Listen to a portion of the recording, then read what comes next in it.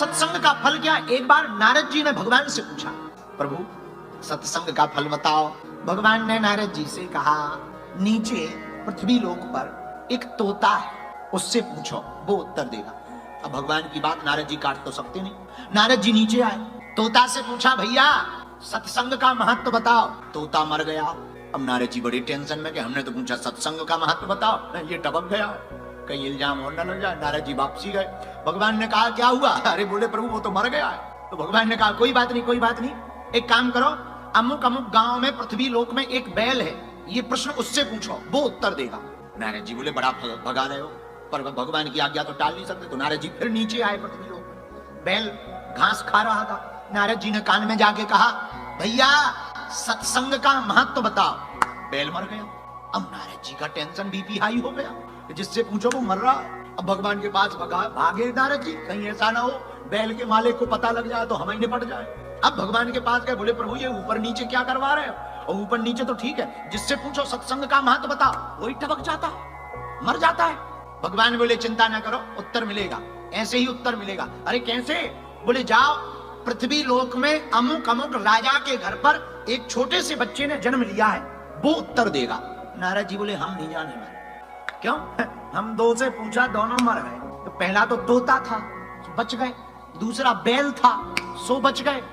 राजा के बालक से, राजकुमार से पूछाओ, कहीं वो मर गया तो राजा इतनी बड़ी फांसी लगवाएगा कि पूरी नारदगिरी निकल आई। इसलिए हमारा जाना कैंसल। भगवान बोले, बात मानो, हम कह रहे कुछ नहीं होगा, जाओ, आज्ञा है। अब भगवान की आज्ञा तो टाल नहीं सकते। नारद जी नीचे आए, डरते डरते आए। राजा से कहा कि हमने सुना तुम्हारे यहाँ बेटा हुआ है। राजा बोले, ठीक सुना, सत्य सुना, भगवान की कृपा से कई सालों बाद बेटा हुआ है, महाराज आप दर्शन दे दो। नारद जी बोले, हम दर्शन ही देने आए हैं। अब नारद जी डरते डरते पालने के पास गए, थोड़ी सी हिम्मत बांधी, सोचा कहीं ऐसा ना हो हम पूछें ये भी मर जाए। तो राजा से पूछा कि यहाँ दंड का प्रावधान क्या है? राजा बोला, मतलब? अरे बोले, महाराज मान लो कोई आदमी किसी का मर्डर कर दे तो क्या दंड है? राजा बोला, हमारे यहाँ दंड बहुत खतरनाक है, कीला चुभा चुभा के मारा जाए। अब नारद जी का और बीपी हाई हो गया कि कहीं सच में मर गया तो मर गए। अब नारद जी ने सोचा, भगवान की आज्ञा है, उधर से आज्ञा है, नहीं करेंगे आज्ञा का पालन तो मरेंगे, और करना है अगर ये मर गया तो मरेंगे, इससे अच्छा है आज्ञा का पालन करके मर जाओ। अब नारद जी ने पलना में पड़े हुए राजा के बेटा राजकुमार से पूछा, बेटा सत्संग का फल क्या है? वो बालक हंसने लगा। नारद जी अभी तक नहीं समझ पाए? नहीं। नारद जी हमें पहचाना? भैया हमने नहीं पहचाना, हम वही हैं, पिछले जन्म में बैल थे और बैल होने के पिछले जन्म में हम तोता थे। आपके मात्र एक घड़ी सत्संग की बात कान में करने से हमारी तोता योनि मुक्त हो गई, बैल योनि मुक्त हो गई, और आज आपकी कृपा से हम राजा पुत्र राजकुमार बनकर के पैदा हो गए। ये सत्संग का फल है। किसी गांव में सेठ जी रहते थे, उनका बालक बड़ा नास्तिक था, भगवान की भक्ति नहीं करता। बालक बड़ा नास्तिक, भजन नहीं करता, बेटी भी बड़ी नास्तिक, भजन नहीं करती। सेठ बड़ा भगत। गांव में एक संत आए, चरणों को पकड़ा, महाराज हम बड़े परेशान हैं, क्या हुआ? हमारे बालक बाल का भगवान का भजन नहीं कर। महात्मा जी बोले, सेठ जी एक काम करो, तुम एक बार अपने बालक को हमारे पास ले आओ, मात्र एक बार, वो कुछ भी ना बोले, एक बार ले आओ। जबरदस्ती करके सेठ जी एक बार ले आए। महात्मा जी ने कहा, बेटा सीताराम कहा करो, सीताराम कहो। बोला, हम नहीं बोलेंगे। क्यों नहीं बोलोगे? बोलो, एक बार बोल दो। तो बड़ा चिल्ला करके, वो बालक नास्तिक तो था ही, बड़ा चिल्ला करके बोला, एक बार बोलने से, सीताराम बोलने से क्या हो जाएगा? महात्मा जी बोले, बस हो गया काम। भले ही क्रोध में कहा, अनजाने में कहा, तुमने कहा सीताराम, बन गया काम। सेठ जी से कहा, घर ले जाओ बालक को। सेठ जी बोला, महाराज अब क्या होगा? अरे बोले, सुनो तो। बालक से कहा, बेटे जब तुम मर जाओ तो हम तुम्हें आशीर्वाद दे रहे हैं। बालक बोला, मरने का? बोले, नहीं मरने का। जब तुम मर जाओगे तो तुमको होश रहेगा, पर एक बात हमारी मान लो, पूरे जीवन भर भजन मत करना, और जब मर जाओ भगवान तुमसे कहें कि तुमने पूरे जीवन भर नास्तिकता की, केवल एक बार सीताराम कहा, इसका फल क्या चाहते हो? तो तुम इतना कहना, जो होता वो सुने, बस इतना ना। बालक बोला, ठीक है महाराज। पूरे जीवन भर उस बालक ने भजन नहीं किया, मर गया। जैसे ही मरा तो होश था संत की कृपा से, तो यमराज के सामने वही खाता रखा गया। यमराज ने कहा, पूरे जीवन भर तुमने भजन नहीं किया, सिर्फ एक बार भजन किया, सीताराम कहा, बताओ इसका फल क्या चाहते हो? सेठ के बालक को याद आ गया, गुरुजी ने कहा था, उन महात्मा जी ने, बाबा जी ने कहा था, बोले जमराज जी महाराज जो फल होता हो सो दे दो। अब जमराज ने पूरी बही खाता खोल मारे पर ये पता नहीं लगा पाए कि एक बार कहने का फल क्या है। ऐसा कोई फल लिखा ही नहीं। अब जमराज का दिमाग खराब, धर्मराज जी के पास गए। धर्मराज जी बोले इसका कोई बही खाता है ही नहीं। बोले तो क्या करें? बोले चलो बालक को पकड़ो, ब्रह्मा जी के पास चलो। तो ब्रह्मा जी के पास गए। महाराज किसी ने पूरे जीवन भर पाप किया हो, सिर्फ एक बार धोखे से सीताराम कह दिया हो, उसका फल क्या देना है? ब्रह्मा जी बोले ये तो हम भी नहीं जानते। कौन जानता? बोले शंकर जी, क्योंकि वो दिन ना रात सीताराम सीताराम करते रहते। अब भोले बाबा के पास गए। महाराज इस बालक ने पूरे जीवन भर पाप किया, बस एक बार धोखे से सीताराम कह दिया, अब बताओ इसको फल क्या देना है? भोले बाबा बोले ये तो हम भी नहीं जानते हैं, अब क्या किया जाए? भोले बाबा बोले जिनका नाम है वही बता सकते, वही जान सकता जिसे भगवान जना देवे। अब शंकर जी, ब्रह्मा जी, धर्मराज उस बालक को पकड़ करके भगवान श्री हरि नारायण के पास पहुंचे। प्रभु इस बालक ने पूरे जीवन भर पाप किया, एक बार धोखे से आपका नाम ले लिया, अब आप ही बताओ इसका फल क्या है?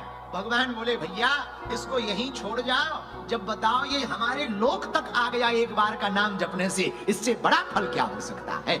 हमारे धाम आ गया, जिस धाम को पाने के लिए बड़े बड़े अमलात्मा विमलात्मा महात्मा भजन करते, तप करते, जप करते, ध्यान करते, यज्ञ करते, दान करते, तब उन भगवान की सिर्फ एक झलक दिखाई देती। इसने धोखे से ही सही एक बार नाम ले लिया, तो बताओ हमारे धाम आ गया, इससे बड़ा क्या फल हो सकता है?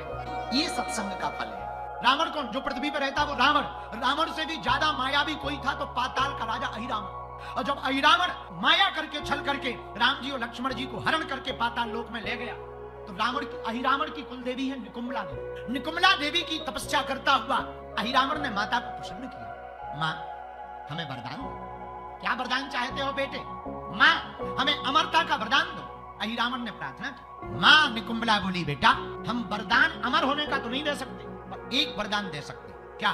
तुम मरोगे नहीं जब तक। बोले कब तक? बोले एक हम दीपक दे रहे हैं, 5 दीपक दे रहे हैं, 5 कोनों में रख दो, जब तक ये 5 दीपक कोई एक साथ बुझाएगा नहीं तब तक तुम मर नहीं सकते। और सुनो ये राज किसी को बताना नहीं। पर अहिरावण के पहरेदार ने ये राज सुन लिया। मायावी अहिरावण राम और लक्ष्मण का हरण करके लाया।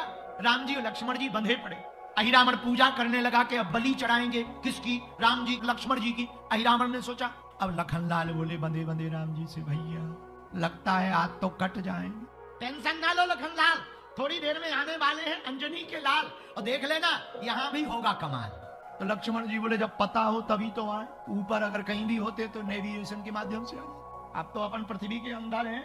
राम जी बोले टेंशन ना लो, उसकी भी टेंशन ना लो। बोले क्यों टेंशन ना ले? तब हनुमान जी, शायद अब ऐसा कहा तो नहीं पर तुलसीदास जी ने बाद में कहा तो हम ऐसा सोच रहे। लक्ष्मण तुम कहते ये पाताल लोक है और हनुमान जी तो तीनों लोकों में जा सकते। बोले कहां कहां? बोले तीनों लोक, तेहु जय कपीस तेहु लोक उजागर, ये तीनों लोकों में जाकर के उजागर कर सकते राम नाम की महिमा को। और इतने में हनुमान जी खोजते खोजते एक गीध के पास पहुंचे। गीध और गिद्धी आपस में बात कर रही थी, तो गिद्धी बोली भूख लगी है। गीध बोला थोड़ी देर रुक जाओ, पाताल लोक का राजा अहिरावण 2 राजकुमारों को काटने वाला है, उनका ही भोजन करेंगे, टेंशन ना लो। हनुमान जी को लगा लो पता मिल गया। अब हनुमान जी पाताल लोक में घुसे, और जैसे ही घुसे सो दरवाजे पे एक बंदर मिल गया। हनुमान जी जैसे ही पाताल लोक में गए और पाताल लोक में एक बानर को देखा, हनुमान जी ने अपनी पूंछ देखी, उनकी भी पूंछ देखी। हनुमान जी बोले जैसे ही अंदर जाने लगे, बानर बोले रुक जाओ पासपोर्ट दिखाओ। हनुमान जी बोले हम आज तक हमारा वीजा पासपोर्ट कुछ है ही नहीं। बानर बोला ऐसे नहीं जा सकते हो। हनुमान जी बोले क्यों नहीं जा सकते? हमें आज तक रोका ही नहीं किसी ने, हम लंका घुस गए। अरे बोले ऊपर की बात अलग है, नीचे की बात। ऊपर की बात अलग है, नीचे की बात। यहाँ बिना पासपोर्ट पता के नहीं जा सकते, पहले परिचय दो, बताओ इसके बाद जाओगे। अरे हनुमान जी बोले भागा एक तरफ। अच्छा बंदर थोड़ा कमजोर था, हाइट में छोटा था। हनुमान जी बोला छोटा मोटा होगा, अपन तो बानर आराम भी था। अब हनुमान जी लड़ने लगे, तो वो बानर भी बड़ा तंतनी वाला था, वो भी लड़ने लगा। इतनी लड़ाई हुई कि हनुमान जी जितने दाव पेंच खेले वो भी वही दाव पेंच खेले। तो हनुमान जी बोले लड़ते लड़ते ये बता देना नाम क्या? वो बानर बोला हमें नहीं जानते, हम हनुमान पुत्र मकरध्वज हैं। तो हनुमान जी का दिमाग खराब हो गया। बोले फिर से बोल। बोले हनुमान पुत्र मकरध्वज। हनुमान जी को लगा हनुमान नाम बहुत लोगों की। तो बोले बेटा अगर बुरा ना माने तो रिकन्फर्मेशन करना है, एक बात बताओ तुम्हारी दादी आदि का नाम जानते? बोले हाँ हमारी दादी का नाम अंजना माता। अब हनुमान जी बड़ी टेंशन, सर्टिफिकेट तो अपना बता रहे हैं, लेकिन अब हनुमान जी टेंशन में। बोले कि पुत्र की तो दूर की बात है, इधर तो शादी ही नहीं भाई। हनुमान जी बोले तुझे मिसअंडरस्टैंडिंग है। बानर मकरध्वज बोले क्यों, तुम कौन हो? हनुमान जी बोले बदकिस्मती से जिसको तुम अपना बाप बता।